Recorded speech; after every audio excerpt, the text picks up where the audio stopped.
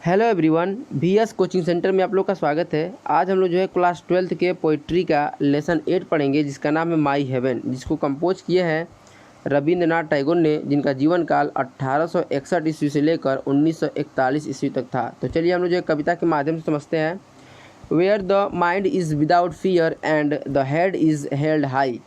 Fear मतलब भय, कह रहा है कि जहाँ पर मन बिना डर के हो और सिर सम्मान के साथ ऊँचा हो।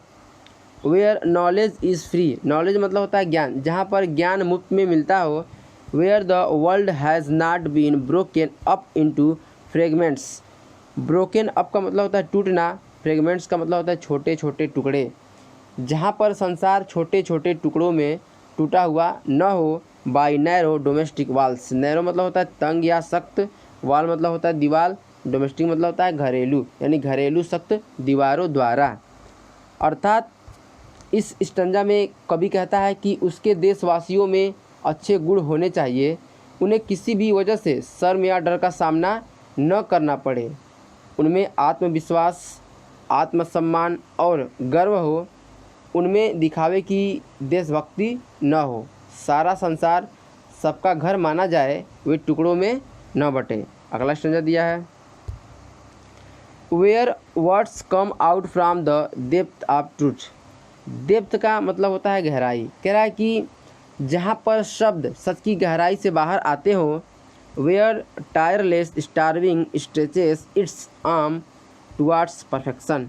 टायरलेस मतलब होता है बिना थके हुए, या कह सकते हैं लगातार। स्टार्विंग का मतलब होता है कोशिश, स्ट्रेचेस का मतलब होता है फैलाव, परफेक्शन का मतलब होता है पूर्ति या सुधार। कह रहा है कि जहाँ पर लगातार कोशिश पूर्ति के लिए अपनी बाहें को फैलाती हो। Where the clear stream of reason has not lost its way into the dreary desert and desert sand of dead habit.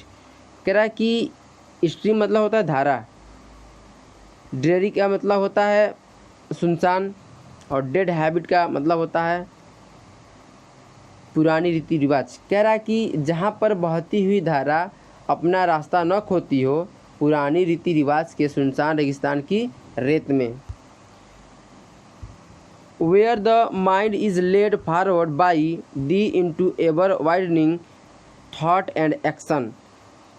Ever widening का मतलब होता है हमेशा आगे की तरफ बढ़ना। कह रहा है कि जहाँ पर मनुष्य का दिमाग आगे की तरफ बढ़ता हो, तुम्हारे द्वारा बताए हुए विकास की ओर और बढ़ने वाले विचार और कार्य पर।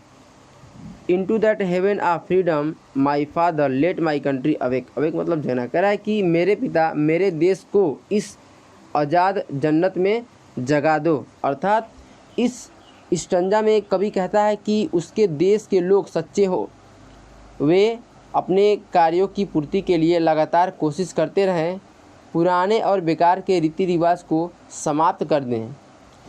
वे ईश्वर से प्रार्थना करता है कि उसके देशवासियों को हमेशा आगे की तरफ बढ़ने वाले विचार दें। अगर उसके देशवासियों के पास अच्छे गुण होंगे तो वे समझेंगे कि उन्हें आज़ादी हासिल है और उसका देश जन्नत के समान है।